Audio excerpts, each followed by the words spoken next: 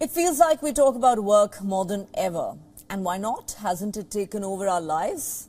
Contradictory views on the philosophy of work are everywhere, flowering and fading as fast as TikTok micro-trends. For starters, sleeping in the office is making a comeback, especially on Elon Musk's Twitter.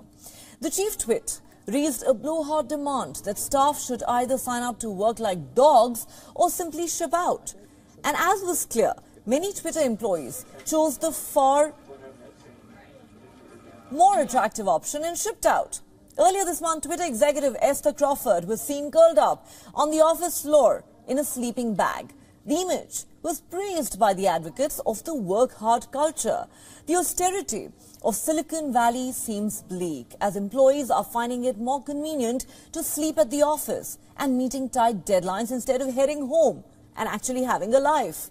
Now, be honest, how many times have you taken leave from work just to catch up on your backlog? This is known as leavism.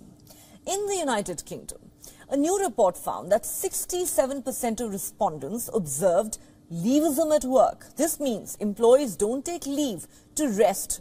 Rather, they work night and day just to make up for previous shortfalls. People are high on grinding hard these days, which often results in burnouts and disinterest. For instance, take quiet quitting and the epidemic burnout when people did the bare minimum to meet their work targets and put in more time, effort or enthusiasm than absolutely necessary. In fact, there was a major poll of working attitudes in France this month. 69% people agreed with the assertion that workers should have a right to be lazy, while 54% saw work as a constraint, not a source of fulfillment. Another 45% admitted that they strictly did the bare minimum at work. There is a wider belief that asserting your right to take leave and have a life outside of work is a duty, not a self-indulgence. That's because they're hard-won historic social gains. The COVID-19 pandemic gave people a hefty dose of perspective. It shattered the belief that work is something you do at a specific place and time, as the world largely shifted to working from home. But it seems we are still struggling to draw the logical conclusions, and the knot that binds hard work and virtue hasn't sufficiently loosened yet. But a micro-trend that may give you some hope is the UK's 4-day workweek experiment.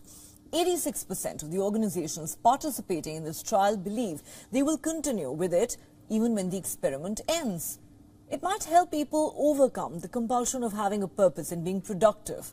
For the time being, we need to acknowledge that fulfillment is more than a good annual appraisal, especially if it demands trading your comfortable bed with a sleeping bag on your office floor.